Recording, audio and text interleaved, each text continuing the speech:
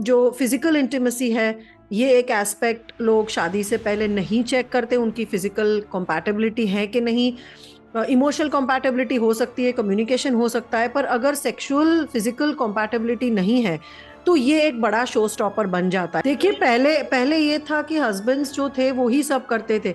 अभी क्या है कि विमेन बदल गई हैं, पर हस्बैंड्स का माइंडसेट उनकी मम्मियों ने अभी तक बदलने नहीं दिया है। क्योंकि अल्टीमेटली ये जो मेन है वो बच्चे हैं, और बच्चे लड़के जब बड़े हो रहे हैं तो उनको उनकी माओ ने कैसे ट्रीट किया है, क्या बोला है, उस पे बहुत डिपेंड करता है। तो गुड इवनिंग, नमस्कार, प्रणाम। कैसे हैं आप? आज हम जुड़ रहे हैं रीरी त्रिवेदी जी के साथ, जो बहुत ही ज्यादा ज्ञानी है संबंधों के ऊपर। She is an expert, she is been working with so many couples, helping them heal their past traumas, helping them form goals and go ahead and achieve those goals as well. Relationships मेरे लिए भी बहुत खास होता है। मुझे अच्छा लगता है जब ज्यादा से ज्यादा लोग अपने रिलेशनशिप्स में बने रह पाते हैं, साथ मिलकर खुश रहते हैं। तो आज के सेशन में एक बहुत ही इम्पोर्टेंट सवाल जो मेरे मन में है, जो मैं रीरी द्विवेदी जी के साथ बात करना चाहूंगी, जिसपे वो है कि इतनी सारी शादियां हो रही है। अभी तो शादियों का सीजन ही है और धूम धड़ाके से शादी हो रही है। जहाँ पे आप जाओ, वहां पे मतलब आंखें आपकी फटी की फटी रह जाएंगी, इतनी महंगी और शानदार शादियां हो रही है। लेकिन शादियां टिक नहीं रही हैं। इतनी मेहनत से तो लोग अपने लिए एक पार्टनर ढूंढते हैं, जांचने के, परखने के, अलग अलग फिल्टर्स लगाने के बाद, लेकिन फिर भी शादियां टिक क्यों नहीं रही हैं? सो बहुत बहुत जल्दी जल्दी मैडम हमें समझाएंगी। तो देखिए, शादियां टिक इसलिए नहीं रही है क्योंकि बहुत से इसमें रीजंस हैं। शादियों के 4 एसेंशियल पिलर्स हैं शादी के, right. Emotional connect, communication, financial जो उनका समझ है वो, और फिजिकल इंटीमेसी। अभी ये हो रहा है कि आजकल पहले के जमाने जैसा नहीं रहा कि माँ बाप के कहने पे ही लोग शादी कर देते हैं बिना कुछ चेक किए, तो बाकी सब चीजें तो चेक करते हैं।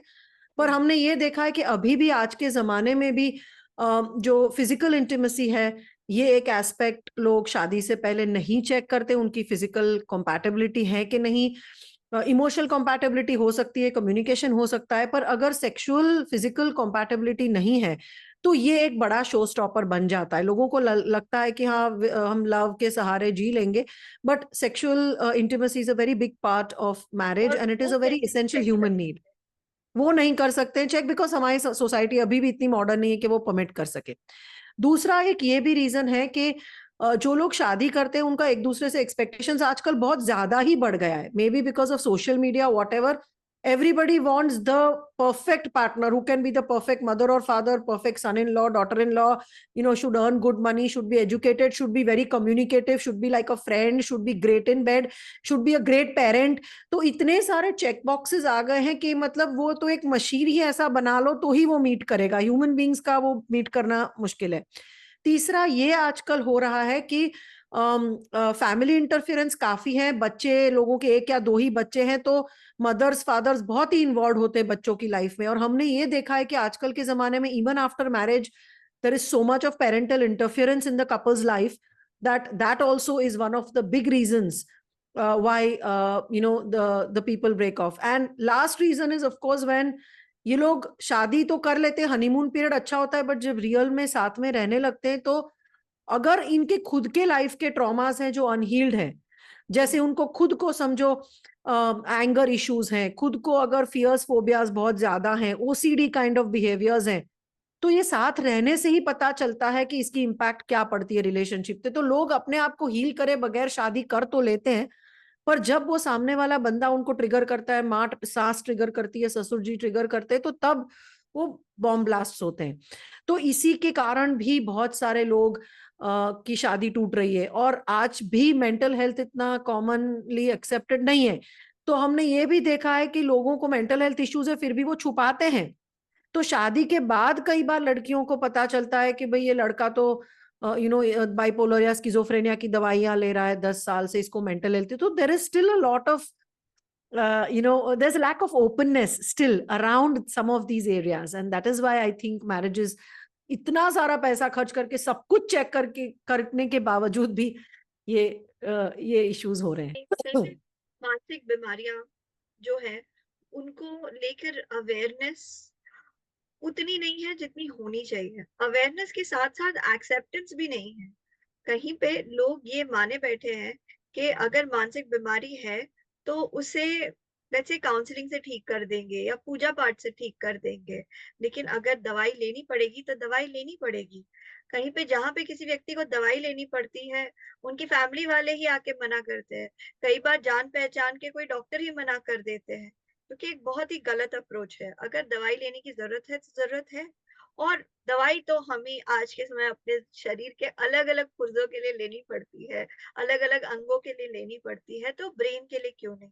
और अगर कोई इंसान दवाई ले भी रहा है तो वो कारण नहीं होना चाहिए कि हम किसी से रिलेशन तोड़ दे। तो आपने ये जो बात कही परफेक्शन की, तो मुझे लगता है कि बहुत सारे लोगों ने बहुत सारी हिंदी फिल्में देख ली हैं और एक हम्म। इमेज बना ली है। और अभी हिंदी फिल्मों के बाद अभी कोरियन फिल्में आ गई है, कोरियन ड्रामा आ गया है, और एक इमेज बन गई है कि लड़का ऐसा ही होता है, वो हमेशा मुझे केयर ही करेगा, मुझे मेरे आगे रहेगा और मुझे हर तरह के तकलीफों से बचाएगा। जबकि आज के जमाने में बहुत सारे लड़के खुद प्रोटेक्टेड बैकग्राउंड से आ रहे हैं। वो अपने पेरेंट्स के एक बेटे या दो बेटों में से एक है, तो वो खुद ही बहुत प्रोटेक्टेड एनवायरनमेंट में है। उनके लिए ये रिस्पॉन्सिबिलिटी लेना कि आगे बढ़ के एक लड़की को प्रोटेक्ट करेंगे, ये थोड़ी पर देखिए, रियलिस्टिक प्रोटेक्ट नहीं है। करना भी ना पिक्चरों में अच्छा लगता है, जैसे वो अल्फा मेल वाले होते हैं, पिक्चरों में बहुत अच्छा लगता है जब अमिताभ बच्चन या शाहरुख खान पोजेसिव है, प्रोटेक्टिव है, हमेशा वो अपनी गर्लफ्रेंड के इर्द गिर्द घूमता रहता है, उसको मतलब सफोकेट कर देता है प्यार से, वो पिक्चरों में अच्छा लगता है। बट जब वो रियल लाइफ में होने लगता है तो एक्चुअली वो सफोकेशन लगने लगता है। If there is no space in a marriage, तो वो भी एक प्रॉब्लम हो जाता है। बिकॉज ये पिक्चरें देख के लड़के भी अगर उस तरह की बिहेवियर करने लगे तो रियल लाइफ में इस ये भी एक कारण है कि मैरिजेस टूट रहे हैं। Over possessiveness, lack of space. जब ये लोग सब पिक्चरों वाली चीजें करने लगते हैं, या तो लड़कियां जैसे आपने कहा पिक्चरों वाली चीजें एक्सपेक्ट करती है लड़कों से, दोनों सही नहीं है। दोनों सही नहीं है। इसमें मैं आपको ना एक और छोटी एक चीज ऐड करना चाहूंगी कि यहाँ पे अगर हम एक मैस्कुलिन पर्सपेक्टिव अगर लेंगे, क्योंकि मैंने बहुत सारे आदमियों से भी ये बात डिस्कस की है और वो कहते हैं कि आज की महिला अपना सब कुछ खुद ही कर लेती है, तो उन्हें हाँ, कहीं पे आदमी की जरूरत ही नहीं है। वो शादी में भी आती हैं तो आदमी की उन्हें जरूरत नहीं पड़ती, आदमी के लिए कोई रोल बचता नहीं है। अगर कहीं छुट्टी पे जाना है तो बुकिंग्स भी वो कर रही है, ढूंढ के भी वो निकाल रही है, सब चीजें वो कर रही है, और फिर लास्ट में हस्बैंड को बोल रही है हाँ बस अब चलना है, तुम छुट्टी डाल दो, चलना है। तो कहीं पे आदमी भी एक आइडेंटिटी क्राइसिस में आ जाता है कि भाई इस शादी में मेरा रोल क्या है। और महिला बहुत करने लगती है और बहुत जल्दी ही फिर फटीग्ड भी हो जाती है, थक जाती है, और फिर कंप्लेन करती है ये शादी में तो सब कुछ मैं ही कर रही हूँ, तुम क्या कर रहे हो, सब काम तो मुझे ही संभालना पड़ रहा है। तो समय के साथ ये जो हमारे जेंडर रोल्स बदले हैं, उन हाँ, चीज हाँ। लेके पति पत्नी दोनों के बीच में थोड़ी अंडरस्टैंडिंग और डायलॉग की जरूरत है कि देखिए, मेरी पहले पहले ये था कि हस्बैंड्स जो थे वो ही सब करते थे। अभी क्या है कि विमेन बदल गई हैं, पर हस्बैंड्स का माइंडसेट उनकी मम्मियों ने अभी तक बदलने नहीं दिया है। क्योंकि अल्टीमेटली ये जो मेन है वो बच्चे हैं, और बच्चे लड़के जब बड़े हो रहे हैं तो उनको उनकी माओ ने कैसे ट्रीट किया है, क्या बोला है, उस पे बहुत डिपेंड करता है। तो इसीलिए ज्यादातर प्रॉब्लम्स हो रहे हैं। और हमने ये भी देखा है कि काफी मेन है जो बड़े खुश हैं घर पे रह के, खाना बनाना, बच्चा बड़ा करना, पालना। They are very happy to be house husbands. पर समाज उनको अच्छे से रिस्पेक्टफुली नहीं देखती है। राइट। तो कहीं ना कहीं ये चेंज हुआ है, पर हर एरिया में हुआ नहीं, और थोड़ा डिस्टॉर्टेड चेंज हुआ है। मतलब महिलाएं आगे बहुत निकल गई हैं, बट समाज कहीं उतना आगे नहीं पहुंच पाया है, और मेन खुद भी वो नई रियलिटी से एडजस्ट नहीं कर पाए हैं। तो ये एक चैलेंज रहता है 100%। जानते ही होंगे मैम, साइकोलॉजी में एक कॉन्सेप्ट होता है स्क्रिप्ट्स। तो यानी कि हम हम्म। बचपन से जो चीजें अनुभव करते आए हैं, जो हमारे साथ हुई है, वो हमारा स्क्रिप्ट तय करती है। हम उस स्क्रिप्ट के हिसाब से चलते हैं। तो अगर किसी लड़के का स्क्रिप्ट है कि लड़का डोमिनेंट होना चाहिए, लड़का ज्यादा सुपीरियर होता है, और अगर किसी लड़की का स्क्रिप्ट है कि लड़की भी पीछे नहीं है, उसे इक्वल राइट्स मिलने चाहिए, लड़की हाँ को जी। कोई बाधा नहीं होनी चाहिए। Let's say that's another new thing that's being debated कि लड़कियों पे कितनी बाधा होनी चाहिए, नहीं होनी चाहिए, किसके ऊपर कितनी रिस्ट्रिक्शन होनी चाहिए। तो जब 2 अलग-अलग टाइप के स्क्रिप्ट क्लैश करने लगते हैं, तो वहां जाके समस्याएं होने लगती है। और मुझे लगता है पति पत्नी को सच में बैठ के समझने की जरूरत है कि मेरी स्क्रिप्ट क्या है और मेरे पार्टनर की उसकी स्क्रिप्ट स्क्रिप्ट। क्या है। और देखिए जरूरी यंग जनरेशन, जैसे मेरी बेटी आज 24 साल की है, तो उनकी जनरेशन ये सब डिस्कस पहले कर लेती है, I must say that, right.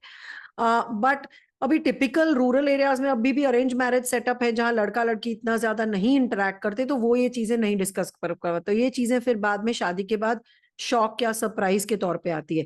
But I think जो अर्बन कपल्स हैं, जो पढ़े लिखे हैं, कॉलेज में जाते हैं, मास्टर्स पढ़े हुए हैं, सिटी ब्रेड हैं, तो वो लोग ये सब चीजें काफी आयन आउट कर लेते हैं। पर क्या है, शादी के बाद वो फैमिली का भी एक रोल आता है।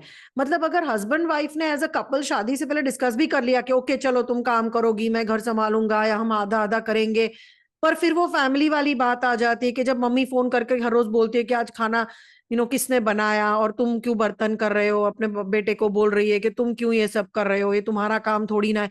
तो हमने देखा है कि बहुत सारा पेरेंटल इंटरफेरेंस की वजह से भी प्रॉब्लम्स हो रहे हैं।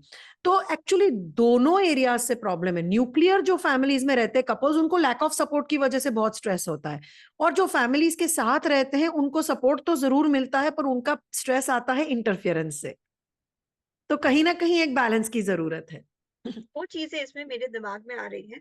पहली बात ये कि जो जॉइंट फैमिलीज है, जो माताएं हैं, जो पिता है, जो अपने बच्चों को फोन कर करके उन्हें जानना चाहते हैं कि वो कैसा अपना दिन चला रहे हैं, अपनी शादी चला रहे हैं, मेरे ख्याल से वो भी एक प्रोटेक्टिव जोन से आ रहे हैं। वो चाह रहे हैं कि उनका बच्चा सेफ सिक्योर्ड रहे और जीते, इस शादी के अरेंजमेंट में जीत की पोजीशन में रहे। लेकिन पॉइंट ये है कि ये कंपटीशन है ही नहीं, तो जीत की पोजीशन में रहना सही नहीं होगा, क्योंकि ये तो कोलैबोरेशन है। यहाँ पे 2 लोगों का जीतना बहुत ज़्यादा ज़रूरी है।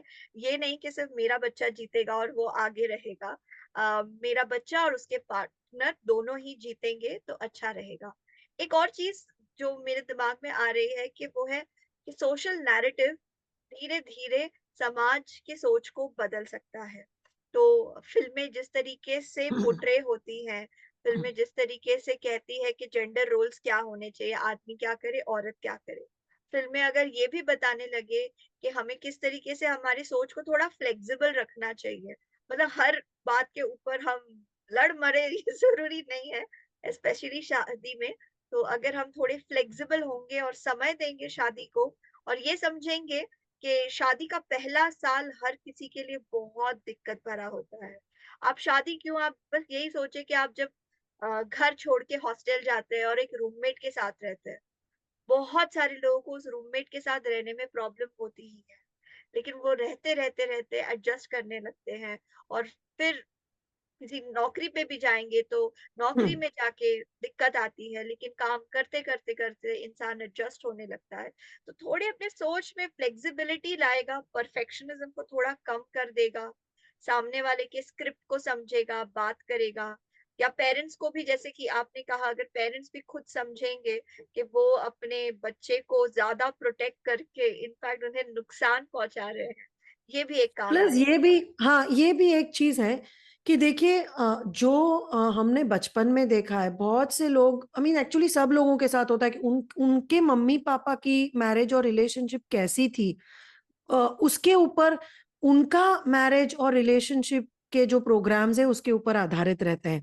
हमने बहुत केसेस में देखा है कि जब लड़की ने फॉर एग्जांपल देखा है कि मेरी मदर हमेशा ही सप्रेस्ड रही है, मेरी मम्मी हमेशा ही सबसे दबी रही है, तो ये लड़की बड़ी होके और भी जोर से ज्यादा असर्टिव, ज्यादा कई बार अब्यूजिव बन जाती है, क्योंकि उसमें बहुत गहरा प्रोग्राम है कि मुझे मम्मी जैसे तो बनना ही नहीं है। तो मतलब वो एक पोलराइज्ड ऑपोजिट हो जाती है, और वो कई बार बहुत ज्यादा, जरूरत से ज्यादा अग्रेसिव हो जाती है। और उसके साथ जो कुछ भी कहा जाए उसको वो लेंस से देखती है कि अरे देखो ये मुझे सप्रेस करने जा रहे हैं, तो अभी मुझे ये नहीं कर टॉलरेट करना है। और दूसरा ये भी होता है कि कई बार घर में जो देखा हुआ है, जैसे हमने बहुत देखा हुआ है, क्लाइंट्स कहते हैं हमारे कि भाई हमारे पापा बहुत अब्यूजिव थे, चीखते थे, चिल्लाते थे, अब मेरा हस्बैंड भी वही कर रहा है, तो मैं मेरी माँ की लाइफ ही जी रही हूँ। या तो इवन लड़के भी ऐसे होते हैं जो कहते हैं कि देखिए हमने देखा है कि हमारी मम्मी हमेशा चीखती चिल्लाती थी, पापा को डांटती थी, और अभी मेरी वाइफ भी वैसी ही है।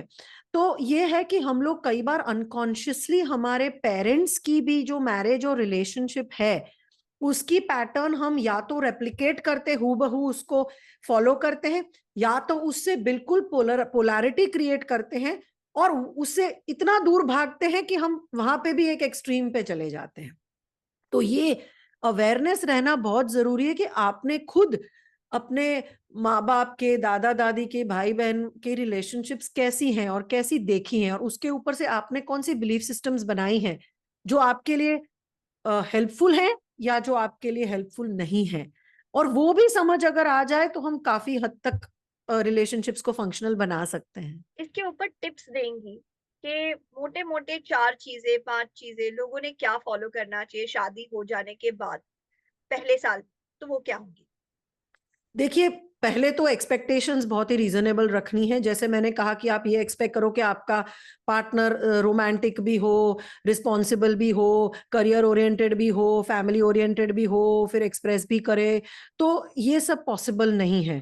तब नहीं मतलब मिलेगा। घर में भी हेल्प करा, हाँ, तो expectations are a big thing जो हमें रीजनेबल रखने हैं। मतलब मेरे हिसाब से आपको 2 चीजें ऐसी कहनी है जो आपके लिए मैंडेटरी है, जो आपके हस्बैंड या वाइफ को करनी है, बाकी 6-8 चीजें आपको थोड़ी सी लेट गो करनी पड़ेगी। दूसरा कि लव लैंग्वेजेस आपकी कौन सी है वो बहुत महत्वपूर्ण है। जैसे अगर आपके हिसाब से प्यार मतलब आपको अप्रिशिएशन मिलना, आपका किसी कोई आपको गिफ्ट दे, और आपके हस्बैंड के हिसाब से प्यार मतलब आप उनकी कुछ रिस्पॉन्सिबिलिटी शेयर करें या उनके साथ टाइम बिताए या उनके हाथ पकड़ के चले, और अगर दोनों की भाषाएं ही अलग है, लव लैंग्वेज ही मैच नहीं हो रही है, तो वो आई लव यू भी अपनी भाषा में कह रहा है पर आप समझ ही नहीं रहे हो। तो लव लैंग्वेजेस एक तो समझनी है। तीसरा ये है कि स्पेस देना बहुत जरूरी है। जैसे हमने पहले भी डिस्कस किया कि पिक्चरों में ये बहुत ग्लोरीफाई किया जाता है कि मतलब शादी कर ली मतलब सब कुछ अभी इनके साथ शेयर करना है, तो ये पॉसिबल नहीं है। वो एक बर्डन बन जाता है कि जब आप अपने पार्टनर की सारी खुशियों की जिम्मेदारी आप पे है, तो that is not possible. Okay, पहले मैं कहूंगी कि खुद को खुश रखो, आप खुश हो तो दूसरा खुश हो जाएगा, उसको खुश रखने की जिम्मेदारी आपकी नहीं है। तो giving space to let the person grow, आप ये मत एक्सपेक्ट करो कि आपकी सारी जरूरतें वो एक बंदा पूरी कर पाएगा, वो एक्सपेक्टेशन से रिलेटेड है। चौथा पॉइंट ये है कि पेरेंटल और फैमिली का जो इंटरफेरेंस है उसमें आपको थोड़े से बाउंड्रीज रखनी चाहिए। मतलब इंडियन कल्चर तो है कि हाँ, family is a part of the marriage, it's not कि सिर्फ 2 बंदों ने शादी कर ली बाकी सब दुनिया इज नॉट रेलेवेंट, ऐसा नहीं है। पर वो कितनी हद तक आप अपने पेरेंट्स को, अपने जेठानी, देरानी, देवर, ननंद को इंटरफियर करने देते हो आपकी पर्सनल मामले में, वो एक बाउंड्री आपको दोनों को म्यूचुअली ड्रॉ करनी है कि इसमें, इसके आगे ये लोग नहीं इंटरफियर बढ़ करेंगे। सकते हैं, यस। तो ये फिर पांचवा ये है कि पहले से ही आपके पेरेंटल अप्रोचेस को सॉर्ट आउट करना चाहिए, क्योंकि बहुत सारे झगड़े हुँ, पेरेंटल अप्रोचेस में फर्क होने की वजह से होते हैं। लाइक एक हमेशा होता है जो बहुत लीनियंट है, दूसरा होगा बहुत स्ट्रिक्ट होगा, और कहीं ना कहीं वो बच्चे आने के बाद ये किस्म की लड़ाइयां ज्यादा हो जाती है। तो ये क्लैरिटी आनी चाहिए। फाइनेंशियल और होम की रिस्पॉन्सिबिलिटीज की भी क्लैरिटी बहुत अपफ्रंट शादी से पहले ही मेरे हिसाब से कर लेनी चाहिए कि भाई कौन कितना करेगा। हाँ, रिजिडिटी नहीं आनी चाहिए बिकॉज लाइफ इज फ्लूइड, तो आपको थोड़ा सा उसमें समझदारी 10-20 इधर उधर हो सकता है, बट वो अपफ्रंट मेरे हिसाब से क्लैरिटी आनी चाहिए। और जैसे मैंने शुरुआत में ही कहा कि फिजिकल इंटीमेसी भी होनी चाहिए, बिकॉज बहुत सारे लोग जो बाइसेक्सुअल हैं, गेज हैं, लेस्बियंस हैं, उनकी भी शादी करवा देते हैं माँ बाप समाज के डर से, तो उनकी फिर पूरी जिंदगी खराब हो जाती है। तो ये भी चीज थोड़ा सा कपल को ऑनेस्टली डिस्कस करके सॉर्ट आउट करनी चाहिए कि भाई ये बराबर है कि नहीं। तो ये मेजर 4-5 पॉइंट्स है। सेक्सुअल कंपैटिबिलिटी के बारे में एक बहुत ही इम्पोर्टेंट बात कह रही हूँ। मुझे भी लगता है सेक्सुअल कंपैटिबिलिटी ज़रूरी चीज़ है। लेकिन आप इसके बारे में, क्योंकि आपने बात करना शुरू किया, आप प्लीज मुझे बताएंगे कि कोई भी कपल शादी से पहले या शादी के बाद कैसे चेक कर सकते हैं सेक्सुअल कंपैटिबिलिटी है कि नहीं, और इसे बढ़ा कैसे सकते हैं, क्या बना सकते हैं, क्रिएट किया जा सकता है? अ, हाँ, देखिए अभी इसमें बहुत से फैमिलीज हैं अभी जो ओपन नहीं है कि मतलब बच्चे शादी से पहले सेक्सुअली इंटीमेट हों।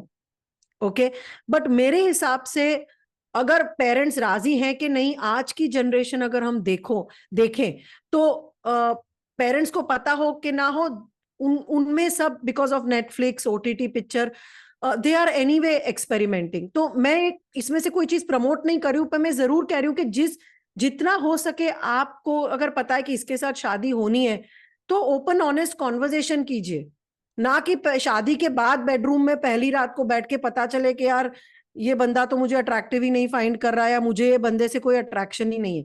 Because attraction and sexual intimacy is a big part of marriage. तो ये शादी से पहले चेक करना है कि भैया आपको जिसके साथ शादी हो रही है उसके लिए आपको सेक्सुअली अट्रैक्टेड आप हो कि नहीं, राइट। दूसरा, जैसे मैंने कहा कि वो बंदे को कोई ब्लॉक है, आपको ब्लॉक है, बहुत सारी लड़कियां हैं जिनको सेक्सुअल इंटीमेसी का फियर है बिकॉज कहीं कुछ सुना है, कुछ देखा है। अगर उनको सेक्सुअल ट्रॉमा है, चाइल्डहुड सेक्सुअल अब्यूज के शिकार है लड़के या लड़कियां, तो इनमें भी सेक्सुअल इंटीमेसी का बहुत ब्लॉक आ जाता है। तो मेरे हिसाब से उनको ओपनली बात करनी चाहिए, और अगर जरूरत पड़े तो इसकी हेल्प लेनी चाहिए प्रोफेशनल से। पर शादी करने से पहले ये चीज क्लियर कर देनी चाहिए, क्योंकि शादी के बाद बहुत तकलीफ होती है वरना, क्योंकि फिर पूरा फैमिली इन्वॉल्व हो जाता है, तो फिर मामला 2 की बजाय वो काफी 20 तक गंदा पहुंच हो जाता है सकता है, फिर। सबके लिए वो ट्रॉमेटिक हो सकता है। Yes, absolutely. और ये बढ़ाने के लिए तो मतलब हर एक कपल का एक इंडिविजुअल तरीका रहता है, बट अगर जीरो अट्रैक्शन है और फिर भी अगर कपल को लग रहा है कि नहीं बाकी सब चीजें अच्छी चल रही है और हमको शादी करना है, तो उनकी चॉइस है। पर अगर जीरो अट्रैक्शन है तो मेरे हिसाब से वो भी एक वार्निंग साइन है कि आगे जाके इसमें कुछ प्रॉब्लम्स आ सकते हैं। बिकॉज ऑनेस्टली हमने बहुत कपल से के साथ काम किया है जहां 10-12 साल के बाद एक्स्ट्रा मैरिटल अफेयर्स होना शुरू हो जाते हैं, क्योंकि सेक्सुअल नीड उनकी मीट नहीं होती या तो इमोशनल नीड नहीं मीट होती है। तो ये सारे वार्निंग सिग्नल्स हैं। ये अगर पहले से अगर वर्क नहीं किया तो 10-15 साल के बाद ये कारणों की वजह से ही शादियां टूट पड़ती हैं। तो आप जो कह रहे हैं उससे मैं ये चीज समझ पाई हूँ कि अगर व्यक्ति शादी से पहले, शादी के बाद थेरेपी के लिए जाए और पता करे कि मुझे कौन सी दिक्कतें हैं, या प्री हाँ मैरिटल काउंसलिंग के लिए जाए और एक सेफ एनवायरनमेंट में अपने सेक्सुअल आइडियाज को डिस्कस करे, अपने सेक्सुअल इश्यूज को डिस्कस करे, तो भी उन्हें बहुत फायदा होगा। मैं एक चीज ऐड करना चाहूंगी कि सेक्सुअलिटी एजुकेशन बहुत ज्यादा काम आ सकता है, जो पोर्नोग्राफी से नहीं हो सकता, जिसके लिए बहुत अच्छी किताबें एक्सपर्ट्स ने लिखी हुई हैं। लोग उन किताबों को रेफर कर सकते हैं। सेक्सुअलिटी एजुकेशन के बारे में अच्छे से पता हो जाने पे और फिर उस चीज को अपने पार्टनर से डिस्कस करने पे इंसान को काफी हद तक फायदा मिल सकता है अपने रिलेशनशिप को पुख्ता करने में।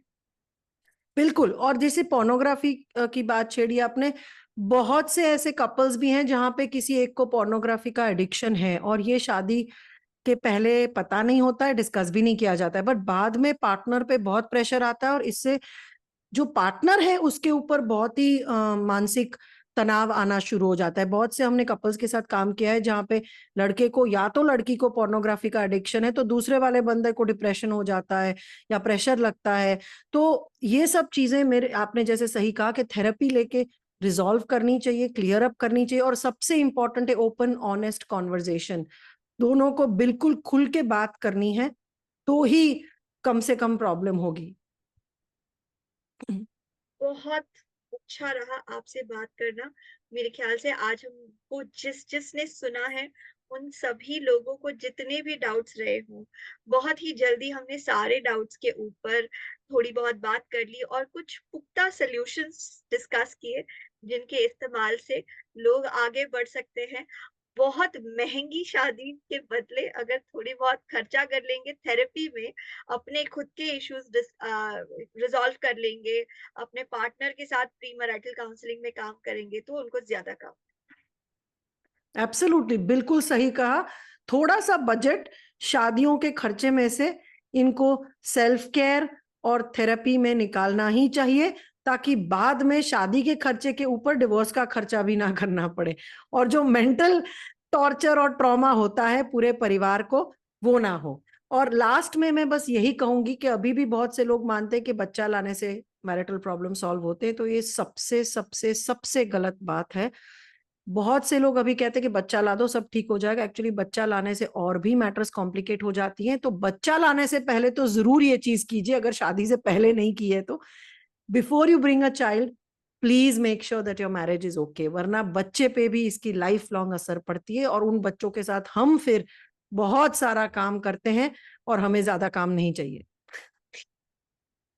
बहुत धन्यवाद। आपसे बात करके मुझे बहुत अच्छा लगा और आपको सुन के भी देखने वालों को, सुनने वालों को बहुत अच्छा लगा होगा। आशा करती हूँ हम फिर से जुड़े रहेंगे किसी और टॉपिक पर, किसी और बहुत ही प्रेसिंग इश्यू को डिस्कस करते हुए। आपके मूल्यवान समय के लिए बहुत-बहुत धन्यवाद।